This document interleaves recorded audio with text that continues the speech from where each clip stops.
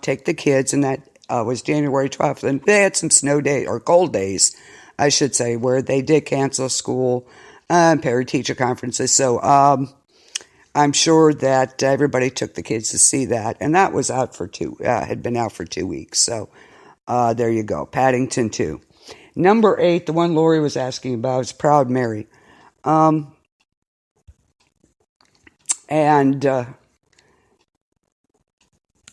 the consensus, it's Taraji P. Henson is in this movie, of course. More than enough, critics say she's got more than enough attitude to carry an action movie. Unfortunately, not this one. There you go, Lori. That should make you feel better.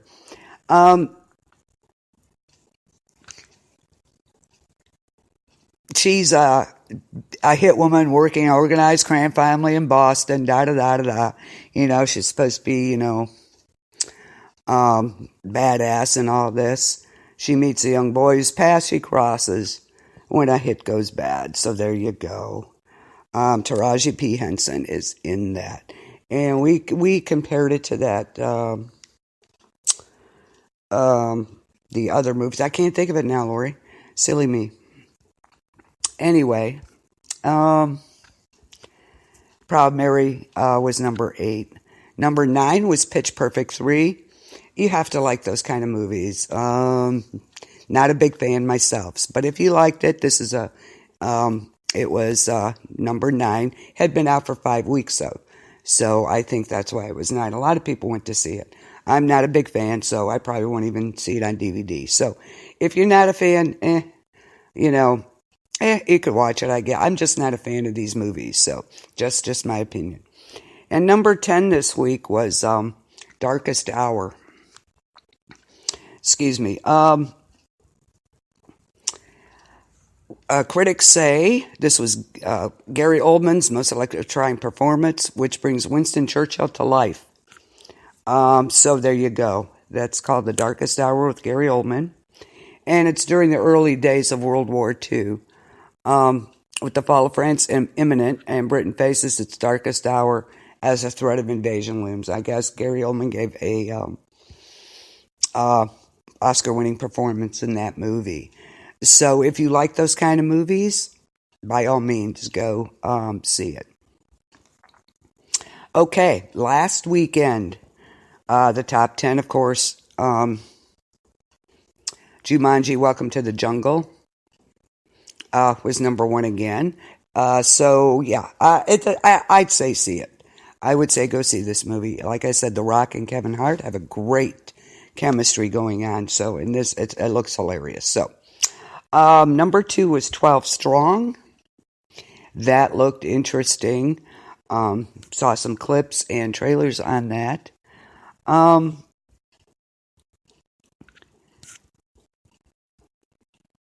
It's a powerful war drama. So it's got Chris Hemsworth, Michael Shannon, Michael Peria. And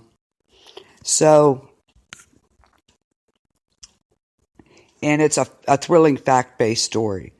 So it's a war movie, guys. So if you want to see it, if you're into those type of movies, that's the one to see then.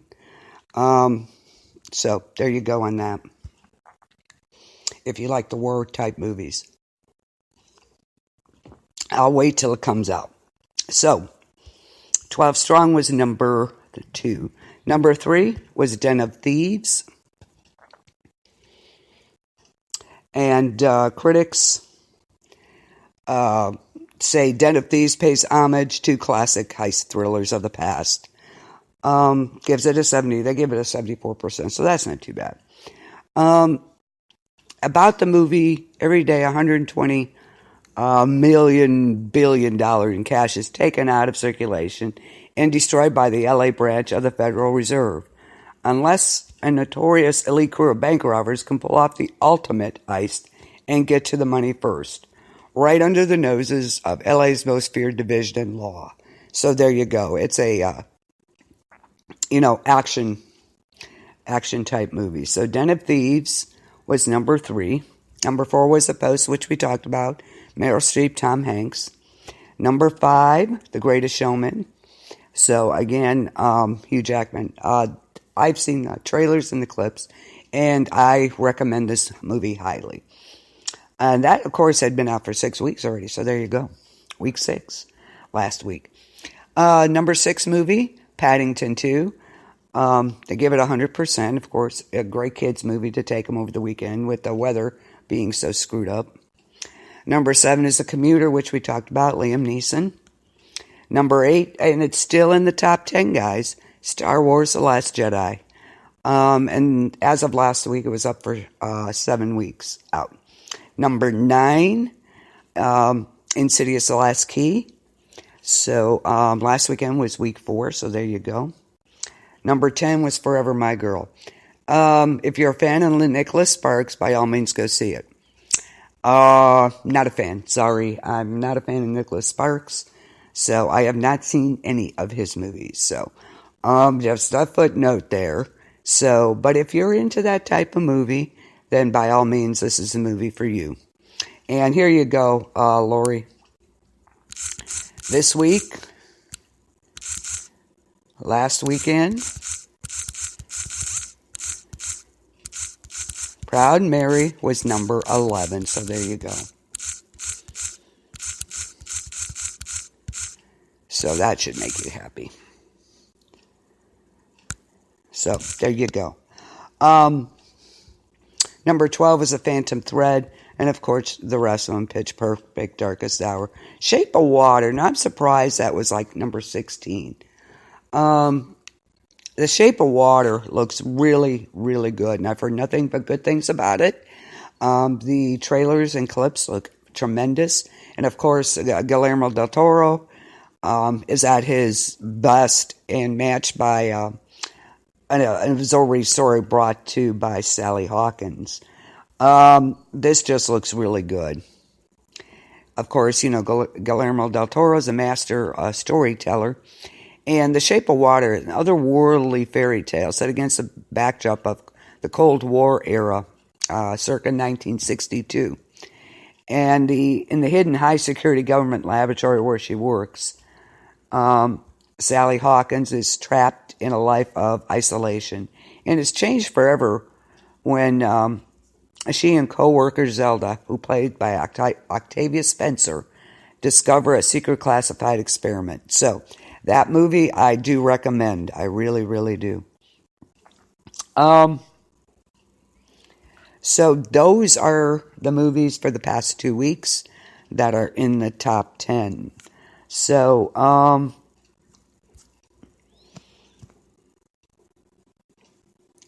I don't know what you think. I think there's a few good movies in there that you should go see. Absolutely. So just pick and choose. Some of them I would wait for the DVD. I would recommend The Greatest Showman. Insidious The Last Key. If you're not a horror fan, you know, wait for the DVD. But me, I would definitely go see that. Shape of Water, I recommend. So there you go. And The Post, of course, with Mr. Tom Hanks.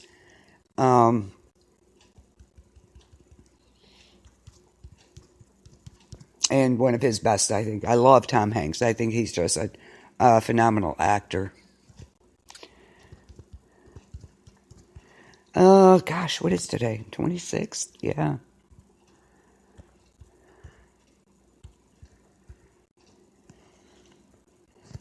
We'll go over what came out today. So, we have, and Maze Runner, The Death Cure. If you're a fan of the Maze Runner series, go see this, absolutely. It's an epic finale to the Maze Runner saga. So if you've been following Maze Runner, then absolutely go see it. It's on the same line. I love The Hunger Games. I thought that was fantastic movies. And, oh gosh, what's the other one? Oh yeah, Hostiles came out today. I've seen the trailers. I'm not a Western fan, so I'm not sure if I would see it. Christian Bale's in it though. It's a story centers on a Native American hating soldier, nearing retirement, who was given one last assignment to escort an Indian chief back to his Montana reservation. And in the process, which includes coming across a young widow and fighting attacks, he learns respect for the race he hates. If you like Westerns, they're saying this is the best Western since Unforgiven. Unforgiven, I was surprised I liked it so well. So this could be a surprise. Please Stand By, open today with Dakota Fanning, Helen Hunt. And this is about a young autistic woman runs away from her caregiver to boldly go and deliver her 500-page Star Trek script to a writing competition in Hollywood. It's an adventure full of laughter and tears. Wendy is played with great delicacy, Dakota Fanning, who follows the guiding spirit of Mr. Spock on her journey into the unknown. And I quote, "It is there for us to conquer, not to fear." So that, I saw a couple clips on that, looks good. So that might be a good one to go see. Just to go see, a fun movie to go see. Primal Rage came out today. Newly reunited young couple's drive through the Pacific Northwest turns into a nightmare as they are forced to face nature, unsavory locals, and a monstrous creature known to the Native Americans as Oma. So Primal Rage came out today. Might be good for a look-see. The Competition came out today. Lauren Birch becomes the voice of a generation when, after too many bad boyfriends, she launches a blog promoting the PIG theory. And the PIG theory insists you can enjoy all that romance has to offer, but only for 6 months. Okay. At this point of infidelity and guilt, you must break up before your mate becomes unfaithful. Okay. Interesting if you're going to see that kind of movie. She introduces Lauren to the perfect man, Calvin Klein, and they hit it off. So an idea strikes to prove Lauren's theory wrong. Calvin will pick 5 friends who have been in a relationship for longer than 6 months, and Lauren will pick the enchantress to be their downfall. So it's kind of a competition type thing. I don't know. It's kind of a girly movie, so I probably won't see it. But if you're like that kind of movie, go see it by all means. I'll just wait for it on DVD. The next one is called The Clapper. That came out today. And it's about a professional clapper for infomercials. Oh, here you go. Gets plucked by a late-night talk show host to be on his TV show. And his 15 minutes of fame ends up costing him his job and a budding relationship with a girl. Where did they come up with this one? Kind of lame, I think. But I don't know. What do I know? Ed Helms, Amanda Seyfried, Tracy Morgan. I don't know. I don't even like the idea. But that's me. You might like it. The Insult, it came out this week. In today's Beirut, an insult blown out of proportion finds a Lebanese Christian, a Palestinian refugee in court. Okay, no. I think I passed. American Folk came out today. When their plane from Los Angeles to New York is grounded on the morning of December 11th, strangers Elliot and Joni are unexpectedly thrust together amidst the chaos of that historic day. With little in common other than needing to get to New York urgently, they accept help from Joni's family friend, Scotty, who lends the duo a rusty old Chevy van. And the shock and stress of 9/11 quickly threatens to derail their cross-country journey.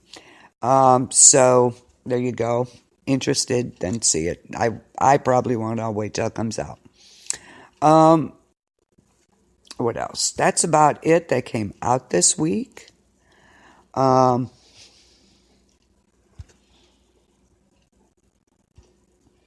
Not a whole lot, but